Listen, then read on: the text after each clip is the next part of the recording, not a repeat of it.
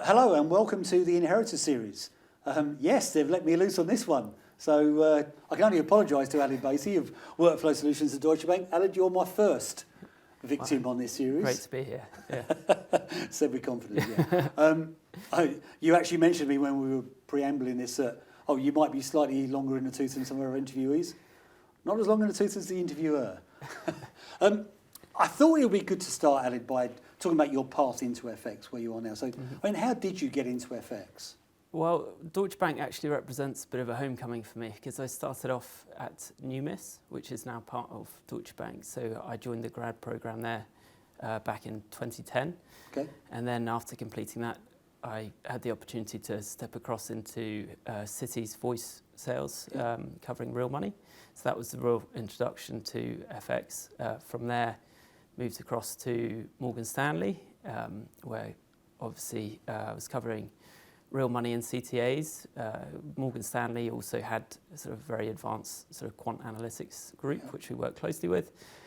And then with MiFID II on the horizon, followed my Morgan Stanley colleagues over to Bestex, where I've been the last 7 or 8 years before Deutsche Bank. So quite a long list there. But, I've just made the connection, Morgan Stanley through to Bestex, that breeding line, yes, yeah. I mean, so in terms of that journey, I mean, is it a question of you felt, there were times when you get left on your own, you have to find your own way. To be fair, if you go back long enough, it would be sink or swim.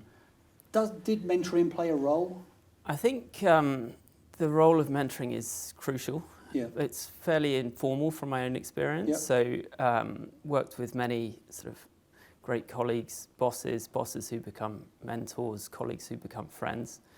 And through that experience, and I think what I've tried to do is observe, see what people do which works well, and see if you can take on a little bit of that yourself in your own style.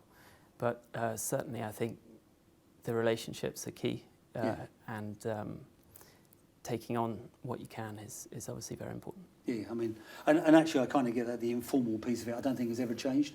It's just whether people have been willing to actually give you the time. Maybe that's what's become a little bit better nowadays in the industry. Yeah, I think so, and that's only a good thing. Yeah, absolutely. So as you mentioned, you are now a few months into your role at Deutsche. Yeah. Talking about that role, it seems to me that workflow efficiency is a buzz phrase. Yep. I think it means different things to different people. But what I also think is it's becoming much more important. So what exactly are you doing now? So perhaps the best way of answering that is to sort of address what Workflow Solutions is. Yep. And if I will tie this back to FX, but if the analogy will be... We acknowledge other asset classes once in a while. This one's not even an asset class. Oh, okay. It's, if you think Moonpig.com, okay? Yep. What have they addressed? They've addressed the workflow issue, which would be people spending time to go and pick up a card, then go to the post office, buy your stamps, then sort of go to the post box and send that off. The workflow advantage of Moonpig is obviously you can address all of that from your phone. You can get the reminders. You're not going to miss that anniversary or birthday. You can distribute it globally at the touch of a button, and it can be more or less automated. So the analogy at a bit of a stretch is synonymous with workflow solutions, where actually it's not replacing what people want to do. So if you want to go and buy a card and you want to send that to Australia and pay for the postage, you can. But it's an alternative way of solving that problem, and it's providing the technology to do that. So I think it does mean different things to different people, and the solutions need to be flexible to accept that it's not a one-size-fits-all. So I think the really special thing that we've got at Deutsche Bank is the flexibility to have interoperable solutions, allow clients to stay in control of that workflow, but to deploy the technology on wherever their inefficiency is. It's very important, I think, isn't it, not to interrupt the client's existing workflow? Yeah. But to enhance it if we can, isn't it? Exactly, and anyone who's got sort of manual steps, repetitive steps, that's sort of the perfect sweet spot for where an automation can slot into an existing workflow, and it can be, clients trading FX for all different reasons. Could be more on the operational side if they're facilitating wider investment. Then the FX is linked to that, and you can have a workflow which makes that more efficient. Yeah. I mean, is there good opportunities for cross-pollination of ideas with this? Because you mentioned different individual firms require different solutions or different parts of a solution, but obviously there are market segments. Is there a cross-pollination of ideas that actually works across workflow? Yeah, I think there's definitely an economy of scale in terms of sort of any technology solution. You're ultimately solving for variations of the same theme. So, for example, there's a lot of crossover in terms of a share class hedging program with a wider portfolio hedging program. And then if you think the sort of cross-border payments is almost a subset of FX as well, and the lines begin to blur. Yeah. So I think if you've got a sufficient suite of technology, you can be quite innovative in how you deploy it, specific to how the client needs it. Mm. And I guess there's actually, something just popped in my head was that sort of similarities between the central treasury at corporate level with lots of subsidiaries and maybe a central dealing desk at an asset manager as well. Yeah, I guess they face the same sort of issues. Yeah, absolutely. So what the treasury teams may need help with is similar. So it could be that they're trying to optimize where their cash is across lots of different accounts, and it is not core to their function, but it is an operational burden. So again, it's not to see the technology as a threat, but it's an additional tool to make you more efficient in how you're operating.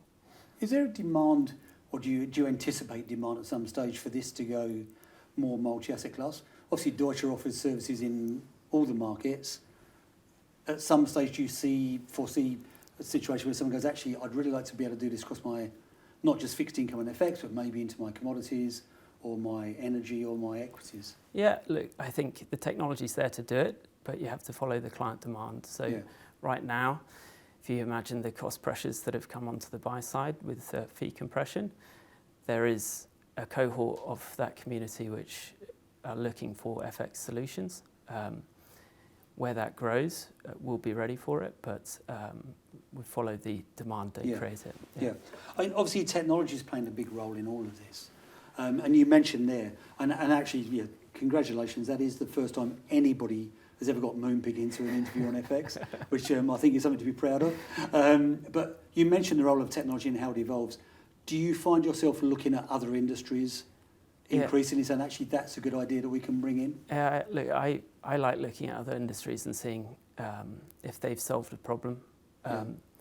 Then you don't need to recreate the wheel. You just need to see who's done it well and deployed the similar technology, or sort of understand how the landscape's changing. So, for example, obviously with the growth of internet businesses and e-commerce, they need embedded FX solutions as well, making sure that when you're building things, you have as many different potential use cases in mind. Yeah. And I guess also being able to bring that expertise to nuance the offering. Yeah, absolutely. And it's a very broad church in terms of the different potential use cases for automation. And there's sort of another buzzword is that automation looks different for everybody. And I think when you're trying to build sort of FX as a service, ultimately you need to have a framework that allows it to be customizable, allows clients to keep control, but is ultimately flexible enough to replicate what they're trying to achieve. Yeah, and hopefully one of those nuances and customization you need involves the old bloke at the end of the desk. Yeah. So there'll still be a need for us somewhere. Yeah. One thing, I guess a question that Eva's been asking a lot is, to me, has always been a fairly obvious one, but I understand, again, as we acknowledge other asset classes, we understand that maybe not everybody wants to stay in foreign exchange, but do you see a career path in foreign exchange? Yeah, absolutely. Look, I think personally I'm in the camp where once you've been in FX, then you're going to stay in FX. I think it's a particularly exciting time. Obviously, new technologies coming through, and I also see kind of, in my own mind, the next phase will almost split the clients into people who are very active and engaged in using data and using algos and sort of really maximising the efficiencies of their trading teams. And then you're also going to have a cohort of clients who don't want to worry about FX. Yeah. So I think sort of the key to solve that is ultimately having salespeople who are subject matter experts to give people the confidence that whatever they're trying to solve, whether that is optimizing their counterparty panel and all that good stuff from my former life, to sort of broader FX solutions, you have to be able to deliver on what you're promising. And I'm glad you brought your former life into this, because, I mean, one thing I'm always fascinated by, because obviously it's a relatively new phenomena, the fintech. How do you see the difference between working in a fintech and a global giant like Deutsche? I think on the face of it, it can be sort of chalk and cheese, and I think there's a temptation to sort of play into that stereotype, but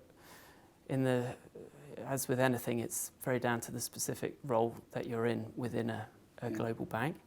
I think it's been very fortunate to find this opportunity on the basis that it's almost the best of both. We have an incredible suite of technology. We have people with very entrepreneurial sort of mindset, but you have the resource and the distribution of a global franchise. So, best of both. Yeah. I know, there does seem to have been a blending of those worlds. Banks have become more open to fintechs over the last decade, and fintechs have become, with all apologies to all fintechs out there, a little bit more mature in their thinking as well, getting beyond the startup stage. Yeah, look, and that sort of whole life cycle, it was very different at the start of Bestex. When I think day one I was trying to fix a printer under the desk. It wasn't very glamorous, but by the end, 200 plus clients, and it feels very much like a big business. So I think the transition from that stage back to Deutsche has not been a shock to the system. Yeah. Good, glad to hear it. Well, hopefully we'll be interviewing someone in a few years' time talking about you as their mentor. Yeah. Great to see you. Thanks for coming and giving us your thoughts on the world at large and Deutsche. Thanks everyone for watching, and we'll be back with another Inheritors very soon.